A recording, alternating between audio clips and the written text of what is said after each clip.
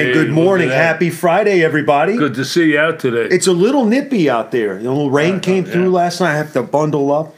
I got my hat, my stretched out Falcons. in town. We got traffic. Wow. The Donald. Donald will be stopping by later in the show.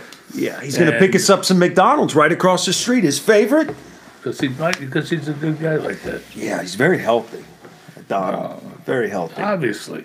The sweatshirt is all stretched out. It's like Michael Turner's been wearing it. I don't know what's going on. What happened to I don't know. Sarah does the laundry. She usually does a good job. But this is, it doesn't fit anymore. Oh, wow. Maybe I'm shrinking. Could be. Could be. You know what, my knucklehead friends, I'm in a group text with about 10 of my buddies, right? And so I hate those things. This is great because I like these guys. I posted last night the news that broke late, Ian Rappaport, that Deion Sanders was a serious, and he would know because NFL Network, contender for the Florida State job. And I posted, and everybody on there was like, oh, this is what a terrible idea. What I think it's the exact opposite. Great idea. It's a great idea. Great idea. You know, Deion's, he's got to get some people around him who are going to do the paperwork, obviously. But he's going to recruit like crazy. Look at what Penny Hardaway's doing in Memphis.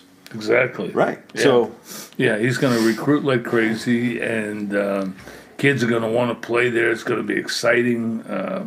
It would be great. You know, it's and you know what? It would also take. It also kind of scramble up that whole thing where this guy's next in line to get a job and that guy's next. It's all BS. That's how we got Dan Quinn. There's a highly touted assistant. Has been stop. I've heard several of your Deion Sanders stories, and I know you had a good relationship with him, obviously, when he was here. Cool thing. I remember one time we were up at Flowery Branch at the indoor practice facility, right? Yeah. And Deion was up there talking, which you never even see him up there. So he was like God being up there. And I think they were doing a media scrum for him going in the rafters. That's what it was, right? So he was there to talk, and he sees you in the back in the middle of his thing, and he stops what he's doing and comes down and says hi. Yeah. Prime time. So he did. I was very careful to. Well, I wasn't careful. I was going to say I was careful to take care of him.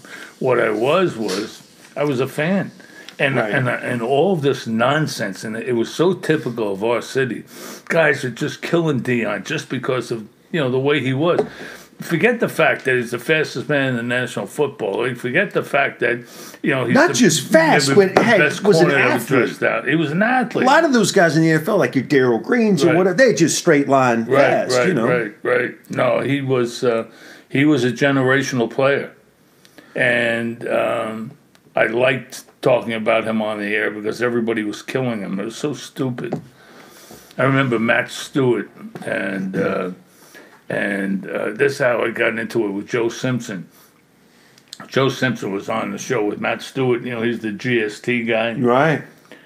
And Matt is like killing with Joe Simpson was his guest. With Joe Simpson sitting there, he's killing Deion. Just killing Deion. Talking about the McCarver and throwing the. So obviously he's got a relationship with Shearholtz. So Simpson, of course, right. So that's what this was all coming. So Simpson is sitting there not saying anything. I call up. I've never called a show in my life. I call up, and I said, Simpson, what are you doing sitting there and listening to this when this is the guy who's a gravitational pull in the dressing room? I mean, this is a guy in the clubhouse who kids gather around. They put the stools out in front of his locker and listen to him pontificate. They put stools out in front of his locker? They put stools in lockers. It was a raucous thing. It was not good. Clothespins were handed out before you came in the locker room. But I mean, we all know. But I mean, as a football coach, as a leader of men, I think we all can agree he's going to be a great recruiter. He'll be great. I hope he gets the job. I think he'd be great for college football. I'd love to see it. Yeah. I'd love to see it. Yeah. So that came out of nowhere. That was... I wonder how close it is. I don't know. I haven't heard anything today, but we'll see, man. It's pretty exciting. You got Georgia, Missouri coming up this weekend, 7 o'clock. Late game up in Athens. Scary. Why is it scary? Bo, if you're the babe, the boy, like you think they are, it should not be scary. It shouldn't be. It is scary because they are the babe, the boy. I know, they just played Florida. It's a look ahead to Auburn. I got you. Right. Come on. All right? I got you. You want them to be not human beings? Do you think there's ever a conversation about Alabama with Missouri coming to town under any circumstance? Yeah. Yes. Please. Steamroll. Can we use that? Man, I tell you. You know what's great is, I just thought about this. You won't get to see the Georgia game because it'll be on the same time as Bama LSU. You get to see the first hour. Bama LSU is 3:30. Oh, that's right. Georgia's at 7. That's right, because they took Notre Dame and Georgia as their marquee night game. Right. How'd that turn out? Well, it's going to be a great afternoon of football, everybody. I sound like Vern Lundquist. That's what it is. I was told I was trying to go show property tomorrow because I'm going out of town. And nobody wants to go look at houses with me tomorrow. It just occurred to me that LSU Alabama's at 3:30 tomorrow. Yeah. Right. No, that's a tough racket you're in there. Yeah, Saturdays, man. That's when you got to get out and work. But it's college football season around here, and Do you pick up various cold cuts and marmalades and stuff and lay them out at these places? At an open house. At an open house, or a caravan. Now, caravans, those are for agents. You get them in early, let them see what the house is all about. Get some feedback. Hey, this is overpriced. It's not going to sell. Thank you.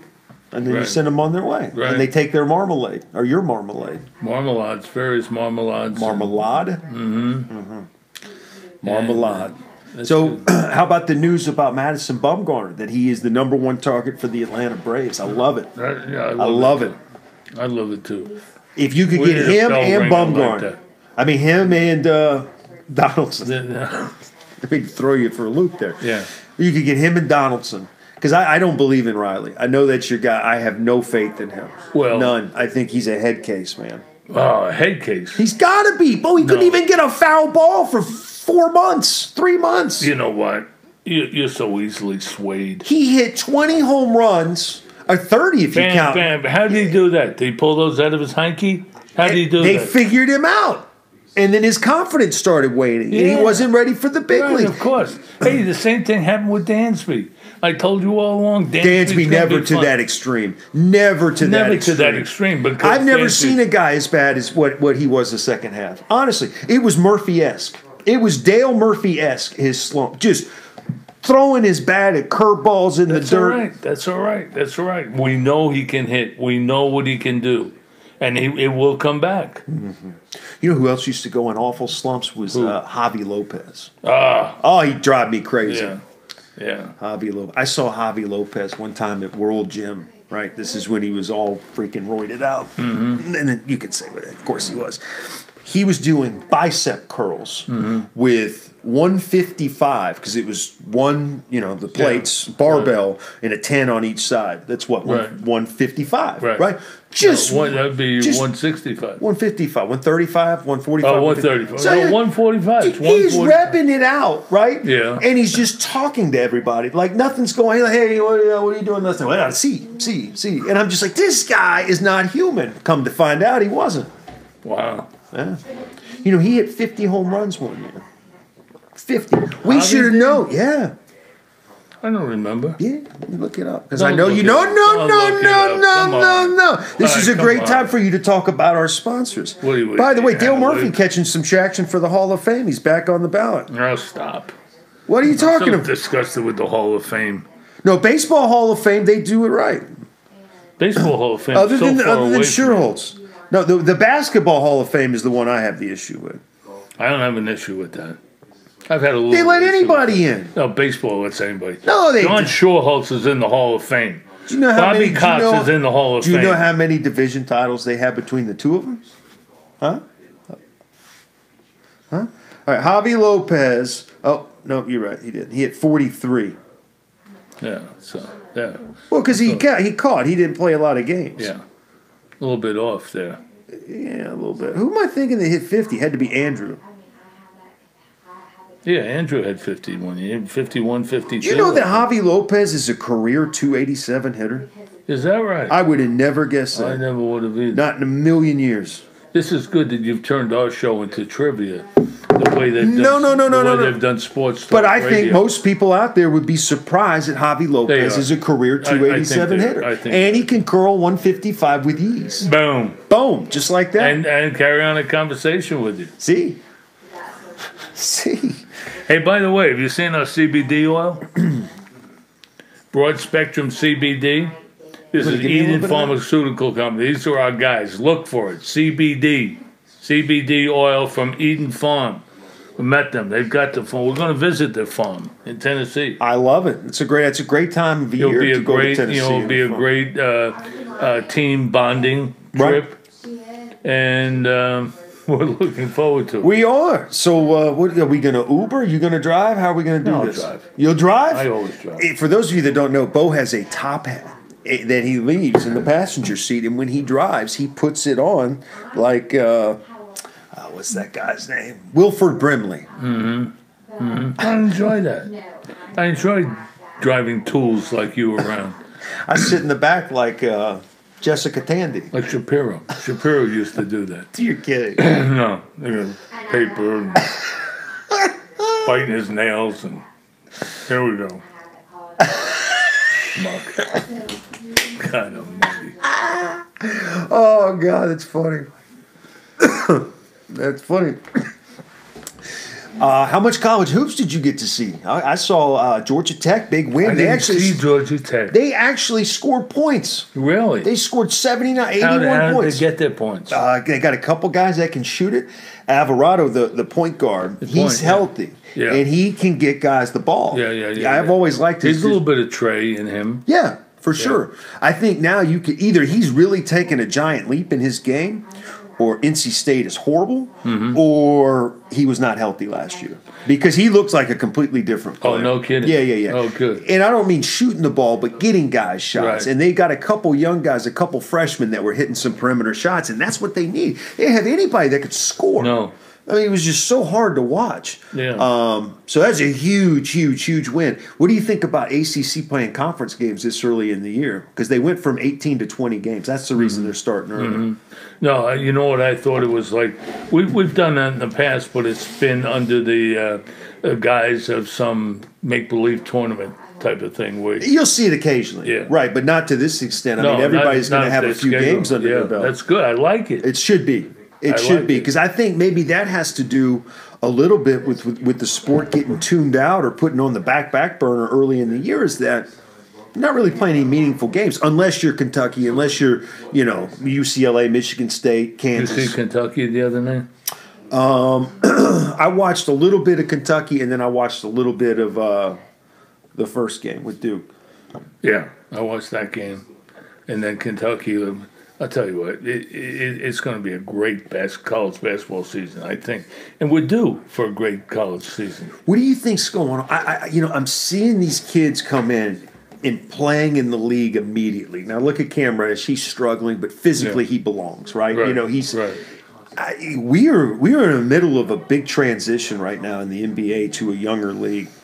I really do think. I think these guys that are coming in, because they've played so much basketball growing up, AAU, that's all they do. They play year round.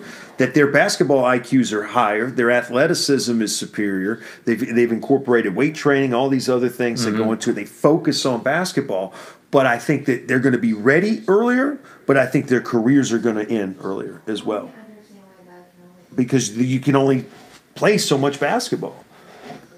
Well, I don't know. I haven't even really thought about it. There's a change going on. From that aspect. Well, that may be just within the framework of time. That may be like... we call that evolution, Beau. No, we don't call that evolution. You call it evolution because you're in a tight Atlanta Falcon sweatshirt that your wife shrunk on you. No, so it's too big. It's too big. Oh, too big? Yeah. Oh, you like that contour. Because you got that V shape. Yeah. A lot of people see me from behind. They're like, Tiger! Yeah. No, a lot of people are wondering, what you were doing in the gym with Javi. So it was... I was spotting him. He's giving him a wrist spot on his curls because, you know. Oh, he wanted to get, 25. If I tried to curl 155 pounds, my shoulders would come out of place. So I used to curl 145 like that. Yeah, it was no problem. But I was young and strong, and now I did it now. You'd be like one of those cartoons. You'd pick it up and then you'd go, boom, boom, right on my nose, right on. But you had a hell of a grip. Oh, look at him! So never let it go. So did you see Tiger Woods yesterday? The final pick at the President's Cup. Yeah, right. It was him. Yeah, and of course Phil wasn't on there. And they asked him about. They said, "Look, Phil's had a great career, but at some point you had to think that this moment was coming." Did Tiger say that? Yeah, Tiger said that. Yeah. Are you? He said that? I swear to God. And listen, this is how I read it. And I haven't heard anybody making a fuss about it, but it was in quotations. It's what it said. It said, Phil has had it. First of all, I thought on Twitter, it said, Tiger Woods, president of blah, blah, blah, blah, blah, elects himself, Tiger Woods, as the final player, president's captain's choice. And then I see a quote from Tiger Woods. It said, as far as Phil Mickelson not being on the team. And he says, Phil Mickelson has had a phenomenal career. The fact that he's been able to do this for so long and contribute in these types of tournaments for so long, but you had to know that eventually this day would come. I just remember that. I was like, that's a shot, man. Wow, I can't believe that. For him to be the one to kind of do that. Yeah. I don't see Tiger doing that. I don't either. Yeah. I don't either. They must have, he must have really resent Phil. I think Phil could be a pain in the ass, but at the end of the day, if he gets one choice and it's you're Tiger Woods and you get one choice, are you going to pick Phil? Now, Phil, you go. His teammates would kill him. Right, of course. We want Tiger. Yeah, of course. Tiger's good for everybody. Yeah. No, I agree. That's incredible. So somebody sent us a comment on the Facebook thing if you think I said that wrong, but I think that's pretty accurate. Yeah, by the way, while you're sitting there doing nothing, make a comment. We'll read it on the air. I can do it. You're liable to get a prize. You might get a Beau Bock sports mug. How did those Halloween edition mugs come in? Oh, here we go. Thank you. A terrific idea. Home run, guys. That's from our friend Evan. We've got Jay says, love Dion, great guy, but needs more experience before being a college football coach. Yeah. Oh, really? Yeah. Yeah. Well, you know what? The whole thing is about leadership. Everybody can X and O, but only a few guys have that leadership ability. Right. Yeah. I think he's got it. Right. I think he's got it. Let's see here. Phone is low power. So that means we're probably running out of time. How much is low power? 20%. Okay, so let us know. Just count down, and we'll try to wrap it up. Or we could just fall off the face of the earth. Let's just go into darkness. And that's when we'll get comments. We'll just go into darkness. Thank God, will be the comments. Lord have mercy. So we got Falcon Saints on Sunday. That used to be appointment TV. What do you think? Lines at 13. I don't know. I don't care. They're going to lose. They're going to be 1-8. Did you see the drills DQ had them doing this week? No. Oh, you're kidding me. No, how'd you see drills? Man. It was on Twitter. Everybody's making fun of it. He had them get in a line, and you run as fast as you can, jumping over all your teammates, and then you get at the end, and then you lay down, and then, like this. Like shit you do at Camp Twin Lakes. That's a children's recreation game. That's what they were doing. I swear to God. And so one of the beat writers, I don't know, McClure D-Led, probably D-Led, right. It was probably like, hey, guys, hard at work today. No wonder they don't let the media to practices. Right. That was the thing with the Hawks, with the Spirit Group. Come to find out, how their practices were closed to the media. Nobody could go into them. They're freaking kids. The owner's kids were in there shooting around with the team. Yeah. Yeah. That's why the media couldn't go in there. No, don't get me started on those guys. See Josh Smith and Michael Guerin Jr. in there playing horse for $100 a shot. Yeah. Don't worry, my daddy's got it. He's got it. Yeah. He got it, Josh. Don't worry about it. Oh, man. So what else is going on? Come on, Beau. I've been sending you great stuff all week long. I've been waiting for you. You're the host. I am the host. You're the host. You keep the palaver going. Right, and once in a while, I'll throw in a comment.